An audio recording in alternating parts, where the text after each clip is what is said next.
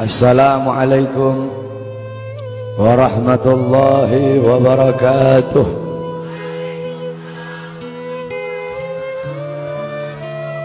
Bismillahirrahmanirrahim. Alhamdulillahil qawiyyi sultanuh, al-wadihil burhanuh, al-mabsut fil wujud karamuhu wa ihsanuh. Allahumma salli ala nuril anwar wa sirril asrar wa tiryakil akhyar wa miftah babil yasar Sayyidina wa maulana Muhammadin al-Mukhtar wa alihi al-athhar wa ashabihi al-akhyar adada ni'amillahi wa ifdalih, amma ba'd.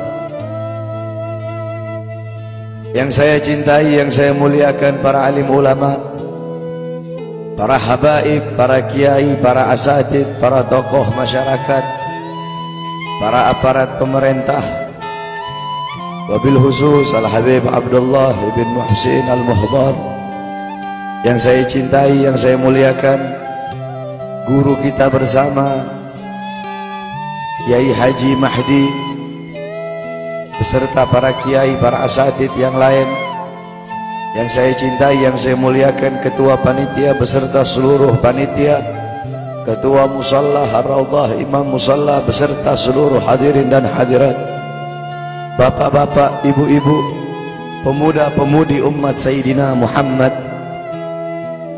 yang selalu dimuliakan oleh Allah Subhanahu wa ta'ala. Alhamdulillah, segala puji dan syukur kembali ke hadirat Allah Subhanahu wa ta'ala. Dialah Allah Subhanahu wa ta'ala, Tuhan seru sekalian alam. Dialah Allah, Raja yang menguasai segala kekuasaan. Dialah Allah Subhanahu wa ta'ala yang maha besar dari segala sesuatu yang besar. Yang besar selain Allah kecil. Dialah Allah Subhanahu wa ta'ala yang maha kaya dari segala sesuatu yang kaya. Yang kaya selain Allah miskin. Dialah Allah Subhanahu wa ta'ala, Raja di atas para raja. Yang raja selain Allah budak. Dialah Allah Subhanahu wa ta'ala yang maha perkasa, yang maha kuat. Yang perkasa selain Allah, yang kuat selain Allah lemah. Dialah Allah Subhanahu wa ta'ala yang maha hidup. Yang hidup selain Allah pasti akan mati. Yang ada selain Allah pasti akan tiada. Yang wujud selain Allah pasti akan binasa. Sedangkan hidupnya Allah, adanya Allah, wujudnya Allah selama-lamanya, kekal abadi, tidak akan pernah musnah dan tidak akan pernah binasa. Dialah Allah yang dimana kedekatan hamba dengannya tidak akan membuat hamba itu setara dengannya. Jauhnya hamba darinya tidak akan membuat dinding penghalang antara hamba dengannya. Dialah Allah yang dimana walaupun seluruh hamba-hamba dari awal zaman sampai akhir zaman semuanya berbuat baik, tidak akan menambahkan sedikit pun keagungan di sisi. Dan dialah Allah yang dimana walaupun seluruh hamba-hamba dari awal zaman sampai akhir zaman semuanya berbuat dosa, tidak akan mengurangi sedikit pun keagungan di sisinya. Dan dialah Allah yang dimana pada malam hari yang mulia ini, di tempat yang penuh dengan barakah ini, Allah Subhanahu wa ta'ala sedang memandang kita semua yang duduk di tempat ini. Allah pandang dengan pandangan rahmat, Allah pandang dengan pandangan kasih sayang, Allah pandang dengan pandangan maghfirah, Allah pandang dengan pandangan pengampunan. Kenapa saudara-saudara? Karena kita mendapatkan keberkahan dan kemuliaan dari baginda agung Nabi besar Muhammad sallallahu alaihi wasallam. Allah Subhanahu wa ta'ala mengampuni dosa-dosamu yang telah lalu, mulai dari langkahan kaki kalian dari rumah kalian menuju ke tempat ini. Dari tempat ini kalian pulang menuju ke rumah, di situ Allah ampuni dosa-dosa yang akan datang. Kenapa? Karena duduknya kita di sini mendapatkan barokah dari para ulama. Duduknya kita di sini mendapatkan barokah dari orang-orang saleh. Kita duduk di sini berkumpul bersama para kiai, berkumpul bersama para ustadz, berkumpul bersama orang-orang saleh. Qala Rasul sallallahu alaihi wasallam, "Man zara aliman fa ka'annama zarani, man safa aliman fa ka'annama safahani, man jalasa aliman faka'annama jalasani fid dunya, faman jalasani fid dunya ajlastuhu ma'i yaumal qiyamah." Berkata Rasulullah sallallahu alaihi wasallam, siapa orang yang mendatangi ulama, mendatangi kiai, mendatangi ustadz, mendatangi guru-guru agama, sama seperti kalian mendatangiku, kata Rasul. Siapa orang yang musafahah, mencium tangan ulama, mencium tangan kiai, mencium tangan guru-guru agama, sama seperti kalian mencium tanganku. Dan siapa orang yang di dunia duduk berkumpul bersama ulama, duduk berkumpul bersama orang-orang soleh, duduk berkumpul bersama para kiai, sama seperti kalian duduk denganku di dunia. Dan siapa orang yang duduk denganku di dunia, kelak di yaumil qiyamah akan aku dudukkan dia bersamaku. Orang-orang yang beruntung di akhirat, orang-orang yang berbahagia di akhirat, bukanlah orang-orang yang hanya datang sekedar bawa pahala sholat, yang hanya datang sekedar bawa pahala zakat, yang hanya datang sekedar bawa pahala haji. Akan tetapi orang-orang yang beruntung di akhirat, orang-orang yang kedua matanya dihalalkan oleh Allah untuk memandang wajah indah baginda Sayyidina Muhammad.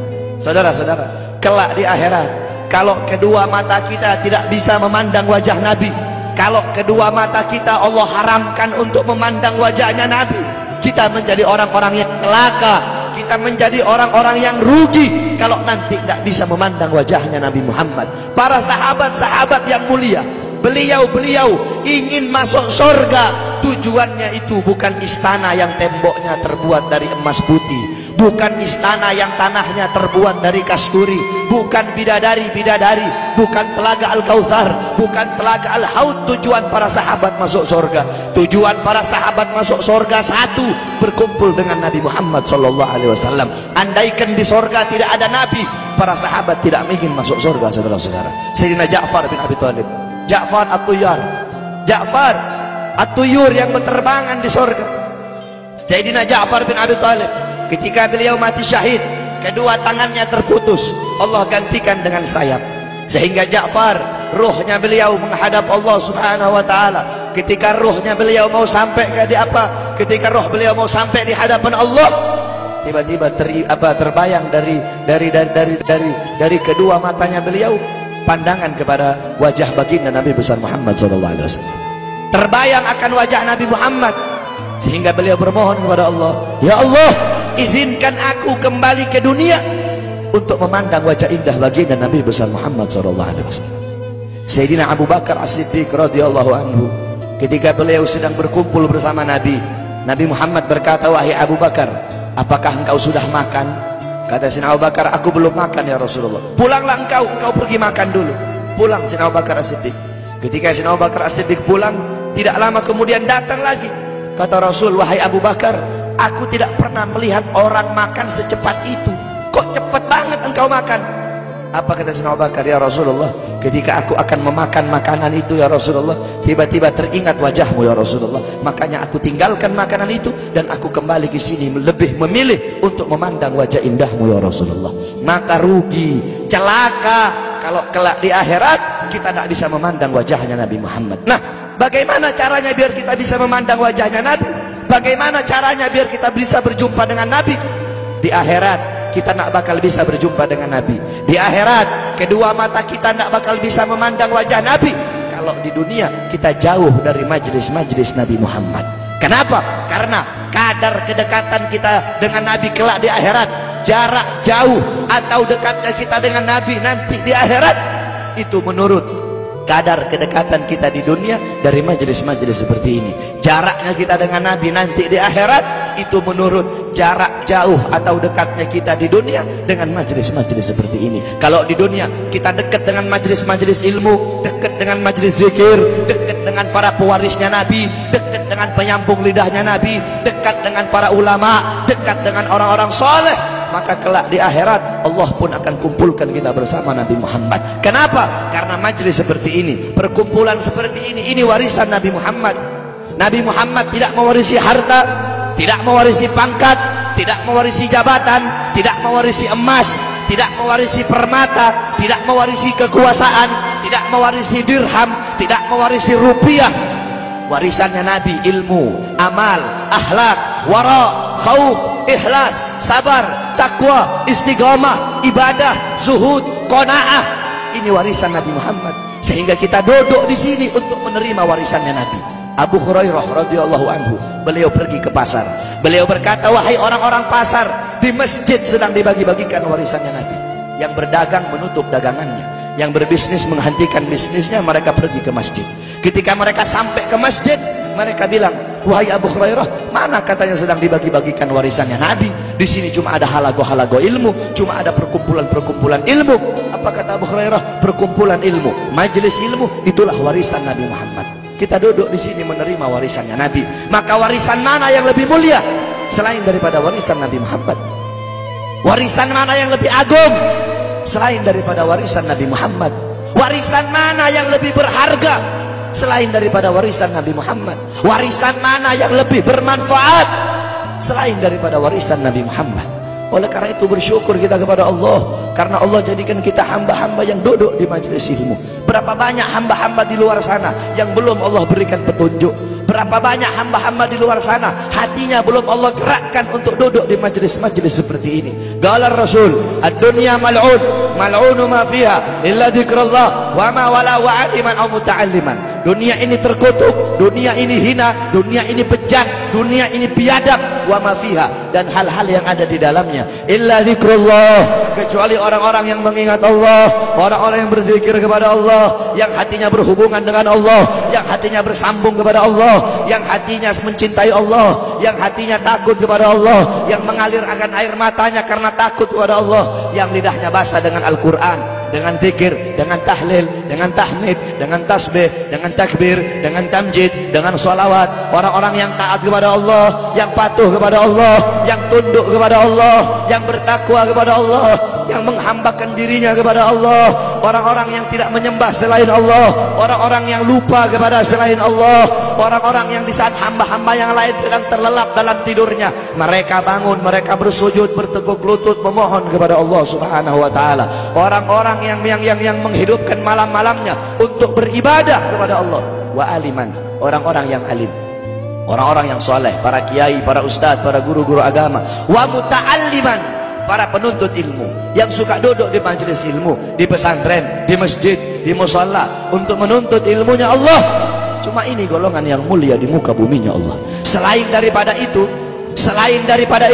yang sibuk dengan urusan dunia, yang sibuk dengan urusan harta, yang sibuk dengan urusan bisnis, yang sibuk dengan urusan pangkat, yang sibuk dengan urusan jabatan, siapapun, saya kek, kiai kek, habib kek, ustadz kek, lurah kek, camat kek, bupati kek, wali kota kek, gubernur kek, menteri kek, presiden kek, siapapun yang sibuk dengan urusan dunia sehingga lalai, sehingga lupa, sehingga ghafil, sehingga lupa kepada Allah, sehingga lalai dari kewajiban, maka termasuk dalam mal'un yang dikatakan oleh baginda Nabi besar Muhammad sallallahu alaihi wasallam.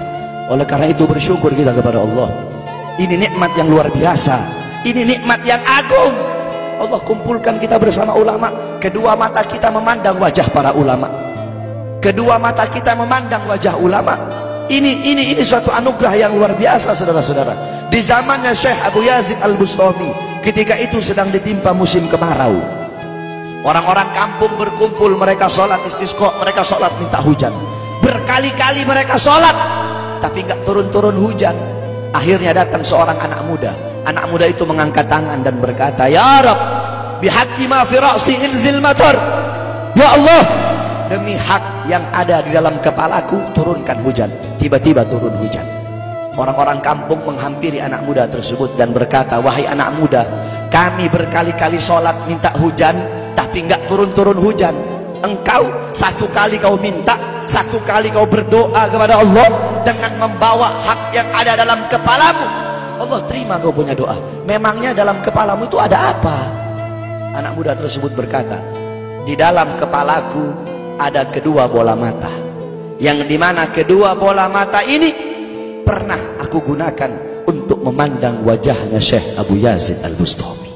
Berkat kedua mata, sebab kedua mata yang pernah memandang wajah beliau, sebab kedua mata yang pernah memandang wajah orang soleh, maka aku bawa kedua mata ini menghadap Allah dengan harapan agar Allah menerima doaku, dan Allah pun menerima doaku.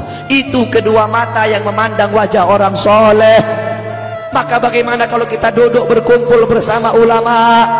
Kata Rasulullah, satu kali pandanganmu engkau memandang orang alim, engkau memandang orang ahli agama, pandanganmu itu lebih mulia, lebih baik, lebih utama daripada engkau menyedekahkan 1000 kuda untuk orang-orang yang berjuang di jalan Allah. Faqih Muqaddam Muhammad bin Ali Ba'alawi, di zaman beliau, ketika itu beliau sudah meninggal. Faqih Muqaddam, beliau adalah Ustadzil A'dham. Beliau seorang guru besar. Beliau Syekhus Syuyukhus Syariah, gurunya para guru-guru syariat. Bukan guru syariat, tapi gurunya para guru-guru syariat. Qudwatul Muhaqqiqin, pedoman para ahli hakikat. Tajul A'immatil Arifin, beliau mahkota para ahli ma'rifat. Faqih Muqaddam, kakeknya para habaib, kakeknya Segaf Wal Idrus Al-Habsyi Al-Abbas bin Syahab dan para habaib-habaib yang lain. Nah, Faqih Muqaddam dimakamkan di Zanbal. Zanbal itu pemakaman para aulia, pemakamannya orang-orang soleh, pemakaman para habaib. Dulu ada satu orang fasik, orang yang suka berbuat dosa. Ini orang fasik dikuburkan di dekat makam Zanbal.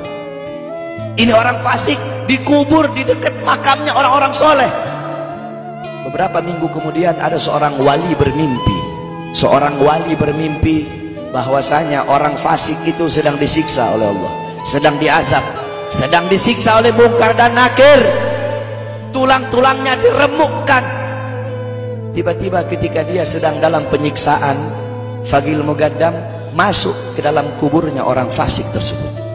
Faqih Muqaddam masuk dan Faqih Muqaddam bilang, wahai Munkar Nakir, pergilah engkau. Jangan engkau siksa orang ini. Dengan engkau menyiksanya, teriakan dia, jeritannya dia mengganggu zikirku kepada Allah Subhanahu wa ta'ala. Orang fasik tersebut dapat syafaat hanya karena kuburnya dekat dengan makomnya orang soleh. Maka bagaimana kalau kita di dunia dekat dengan ulama, duduk bersama orang-orang soleh?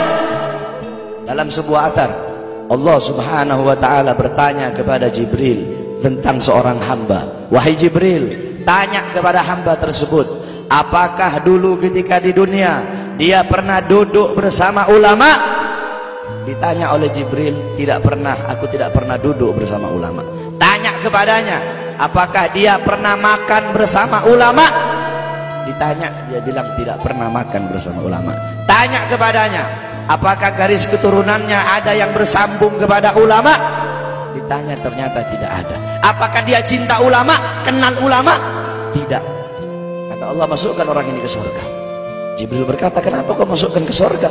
Dia nggak pernah duduk bersama ulama, tidak pernah makan bersama ulama, orang alim bukan. Kata Allah, karena dia mencintai seseorang, yang dimana seseorang yang dia cintai cinta kepada ulama. Orang itu tidak langsung cinta ulama, tidak, tapi dia mencintai seseorang. Seseorang yang dia cintai itu cinta kepada ulama. Lihat, begitu luar biasanya mencintai para ulama. Karena beliau-beliau para ulama, orang-orang soleh, mereka orang-orang yang merindukan Allah dan Allah merindukannya. Mereka orang-orang yang mengutamakan Allah di atas segala-galanya, sehingga Allah mengutamakan mereka di atas segala-galanya. Mereka para ulama, orang-orang soleh, orang-orang yang banyak menangis karena takut kepada Allah. Dengan sebab-sebab mereka, dengan keberadaan beliau-beliau, hujan masih turun dari langit. Dengan sebab beliau-beliau, orang-orang yang takut, yang banyak menangis, karena beliau-beliau bumi masih menumbuhkan tumbuh-tumbuhan untuk kita.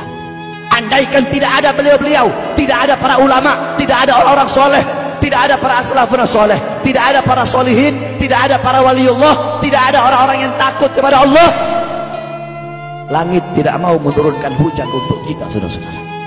Oleh karena itu bersyukur kita kepada Allah. Allah kumpulkan kita bersama para ulama, Allah kumpulkan kita bersama orang-orang soleh.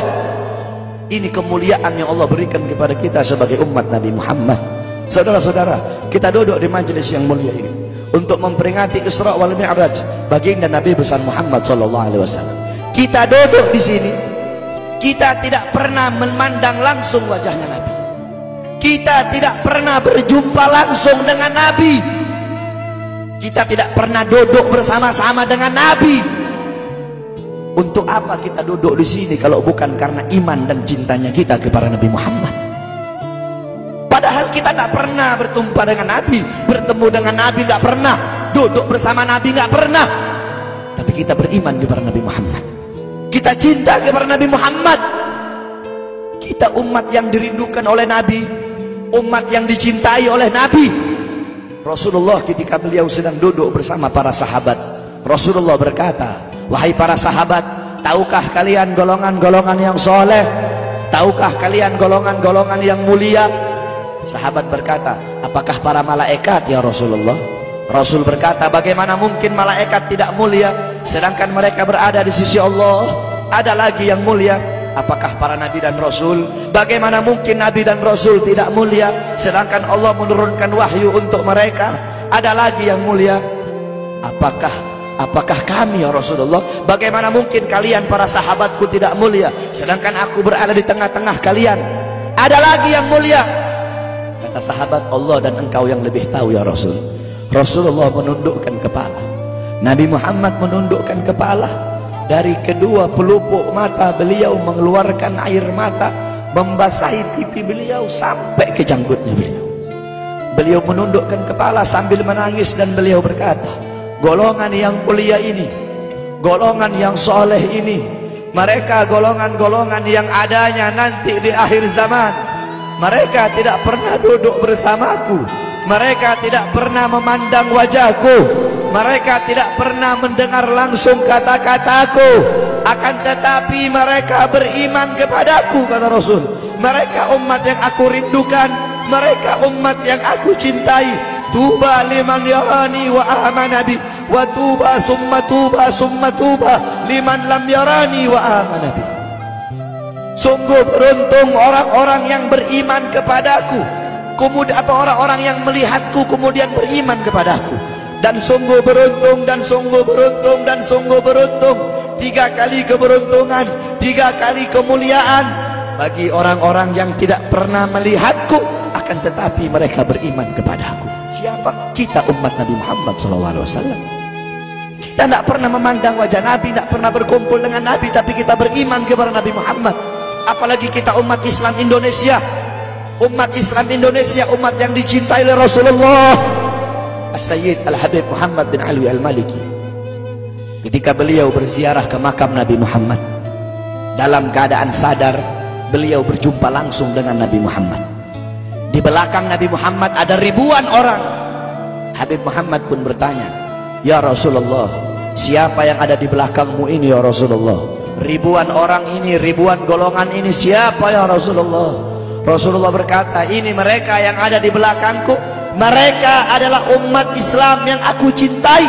Mereka umat Islam yang ada di Indonesia, kata Rasulullah SAW. Kita dicintai oleh Rasul. Kenapa? Coba kita lihat di Indonesia, saudara-saudara. Kalau bulan Maulud, kalau bulan Rabiul Awal, di kampung-kampung, di musola-musola, setiap masjid, setiap langgar, setiap pesantren, setiap RT, setiap RW pasti bikin maulid Nabi Muhammad. Kalau udah bulan Rajab, setiap pesantren, musola, masjid, kampung, RT, RW pasti bikin Isra wal Mi'raj baginda Nabi besar Muhammad. Negara-negara yang lain, tempat-tempat yang lain tidak seperti kita, saudara-saudara. Makanya kita menjadi umat yang dicintai oleh Rasul, umat yang dimuliakan oleh Nabi Muhammad, umat yang dirindukan oleh Nabi Muhammad SAW. Allah berkata dalam Al-Quran, laqad ja'akum rasulun min anfusikum azizun alaihi ma'anittum harisun alaikum bil mu'minina raufur rahim. Hei sekalian umat manusia, yang kaya, yang muda, yang tua, yang muda, yang kaya, yang miskin, mulai pejabat sampai rakyat, ulama sampai umat. Hei sekalian umat manusia, laqad ja'akum, telah sampai kepada kalian, telah datang kepada kalian rasulun, utusan Allah, min anfusikum, dari golongan kalian manusia, azizun alaihi ma'anittum, sungguh berat baginya penderitaan yang kau alami, sungguh berat baginya kesusahan yang kau alami. Sebelum kalian susah, dia lebih dahulu susah. Sebelum kalian menderita, dia lebih dahulu menderita. Sebelum kalian menangis, dia lebih dahulu menangis. Sebelum kalian berdarah, dia lebih dahulu berdarah. Azizun alaihi ma'antum harisun alaikum, dia menjaga kalian, menjaga akidah kalian, keyakinan kalian, tauhid kalian, syariat kalian, sholat kalian, agar kalian tidak menyimpang, agar kalian tidak tersesat, agar kalian tetap berada di jalannya Allah. Bil mu'minina raufur rahim, kepada orang-orang yang beriman beliau sangat cinta, beliau sangat sayang, beliau mencintaimu sebelum engkau mencintainya, beliau merindukanmu sebelum engkau merindukannya. Siapa beliau? Siapa dia? Dia adalah seorang manusia yang mengorbankan jiwanya, mengorbankan nyawanya, mengorbankan darah dan hartanya demi kita sebagai umat. Beliau kepanasan, kedinginan, 3 hari 3 malam makan, mengganjal perutnya dengan sebongkah batu. Perut suci beliau berbunyi. Kelaparan bukan untuk dirinya, kelaparan bukan untuk anak cucunya, kelaparan demi kita sebagai umat. Beliau seorang manusia yang pipinya pernah tertusuk duri sampai tembus ke sebelah demi kita sebagai umat. Beliau seorang manusia yang pernah wajah beliau dilempari kotoran demi kita sebagai umat. Lupakah kalian dengan air mata beliau yang menetes setiap malam demi kalian? Lupakah kalian darah suci beliau yang menetes ketika berada di kota Taif, dilempari batu demi kalian? Ketika beliau pergi ke kota Taif, dahi beliau dilempar batu, darah ke beliau keluar. Ketika darah itu jatuh, ditampung darah beliau, ditampung darahnya. Sahabat berkata, ya Rasul, kenapa kau tampung darahmu ya Rasul? Rasul berkata, andaikan darahku jatuh di atas tanah Taif, penduduk kota Taif akan ditenggelamkan oleh bumi, sedangkan mereka adalah umatku. Luar biasa kasih sayang Nabi kepada kalian. Tetapi kita sebagai umat tidak tahu diri. Kita sebagai umat merusak sunnahnya. Kita sebagai umat melanggar ajarannya. Kita sebagai umat semakin hari semakin jauh darinya, meninggalkan pakaiannya, meninggalkan ajarannya, meninggalkan sunnahnya, meninggalkan kepribadiannya, meninggalkan akhlaknya, meninggalkan Al-Qur'annya. Rasulullah SAW yang dimana gal Sayyidina Ali karamallahu wajhah, inna Rasulullah fi akhir nafsi harragat syafataihi marratain fa'algaitu sam'i fasami'tuhu yaqul ummati ummati faqubida Rasulullah sallallahu alaihi wasallam wa qala law kanat ad-dunya tadumu li wahidin la kana Rasulullah sallallahu alaihi wasallam fiha mukhallada. Dari Sayyidina Ali karamallahu wajhah, ketika akhir-akhir detik-detik kematiannya Rasulullah, beliau mendengar, beliau melihat dari bibir Rasulullah bergerak dengan 2 kali gerakan. Beliau mendekatkan telinganya, mendekatkan pendengarannya, dan beliau mendengar Rasulullah berkata ummati ummati. Faqubida Rasul, meninggal Rasulullah SAW. Ketika nyawa Rasulullah akan dicabut, Rasulullah berkata kepada Jibril, wahai Jibril, aku belum puas meninggalkan umat. Aku tidak mau meninggalkan mereka dalam keadaan belum diberi jaminan oleh Allah. Wahai Jibril, sampaikan kepada Allah, aku tidak minta jaminan untuk diriku, aku tidak minta jaminan untuk keluargaku, aku minta jaminan untuk umatku. Wahai Jibril, sampaikan kepada Allah. Jibril pun pergi kepada Allah. Jibril pun berkata, ya Allah, kekasihmu Muhammad meminta jaminan untuk umatnya. Allah bilang, wahai Jibril, katakan kepada Muhammad, aku tidak akan menghinakan umat Muhammad.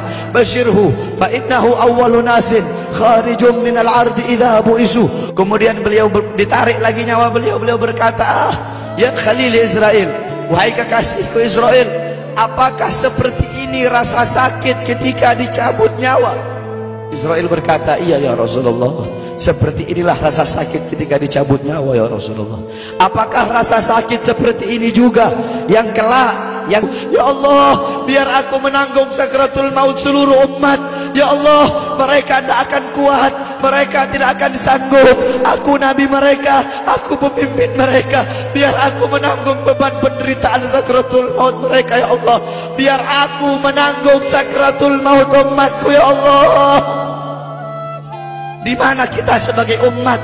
Apa yang telah kita lakukan untuk Nabi Muhammad? Nabi berkorban untuk kita di saat detik-detik terakhir nafasnya, tidak memikirkan rasa sakitnya, tidak memikirkan pedihnya, tidak memikirkan beratnya. Beliau memikirkan nasib kita sebagai umat.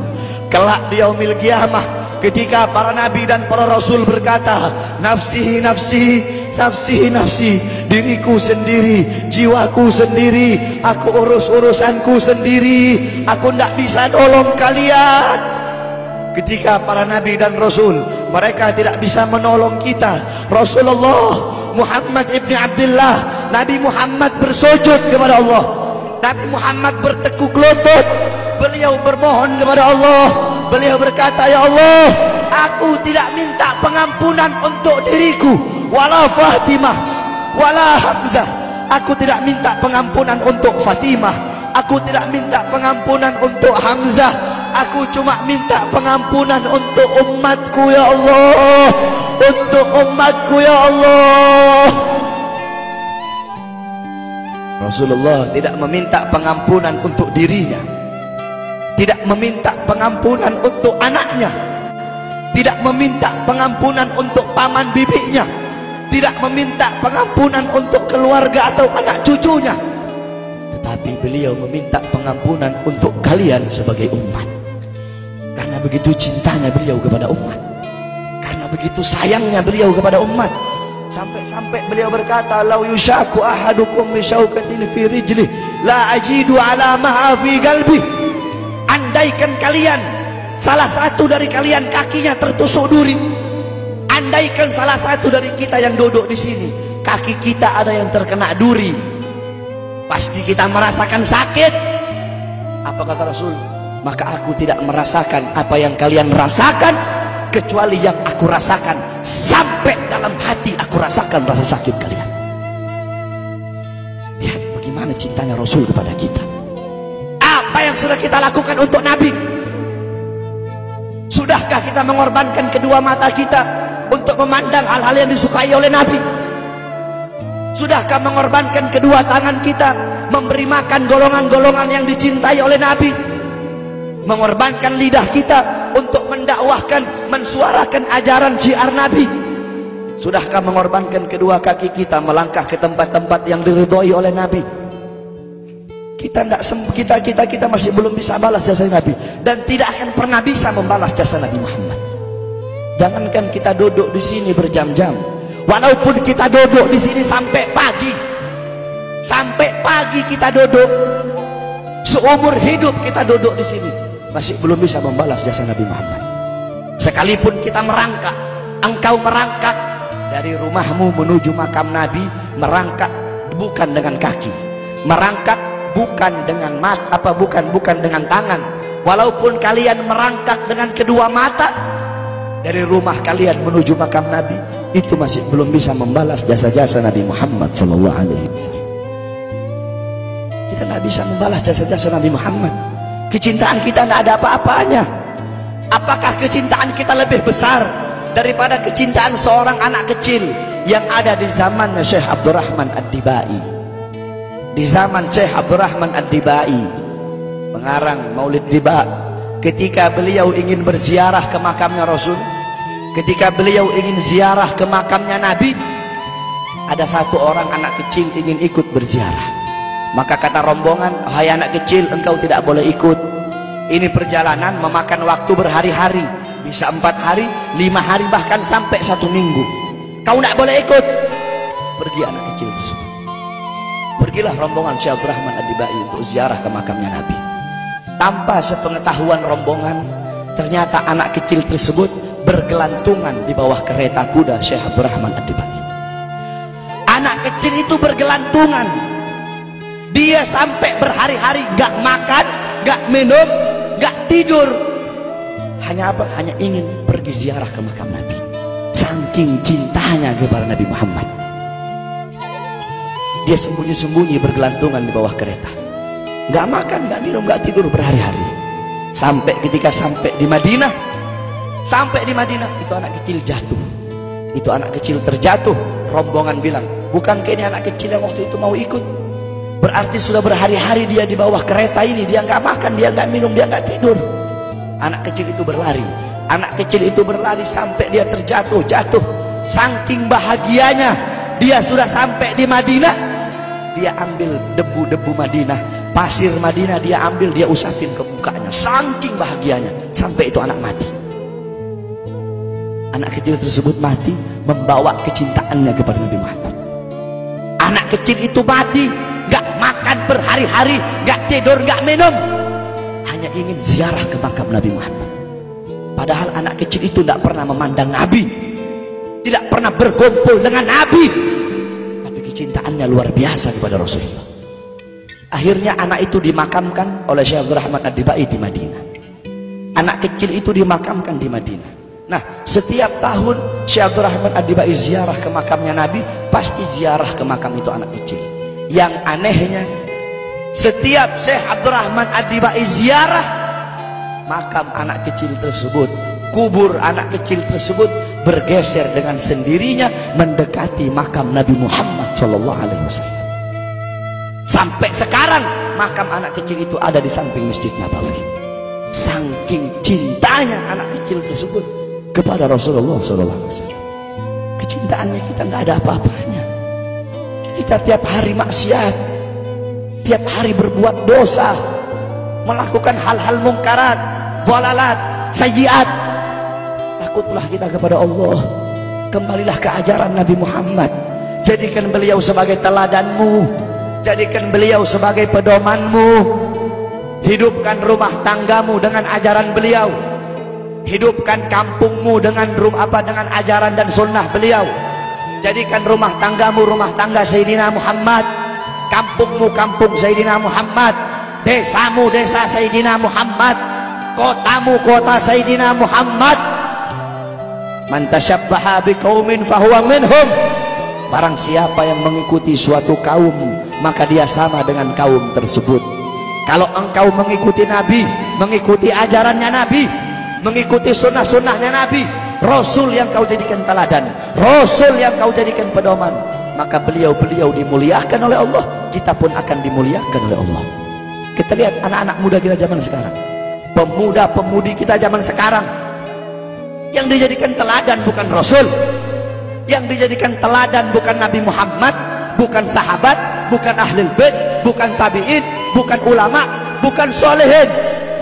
Anak-anak muda kita mengikuti budaya barat, mengikuti pola pikir barat, gaya hidup barat, gaya berpakaian barat, meninggalkan ajaran Nabi Muhammad, meninggalkan pakaian Nabi dan memakai pakaian musuh-musuh Nabi Muhammad, meninggalkan kepribadian Nabi dan memakai kepribadian musuh-musuh Nabi Muhammad SAW.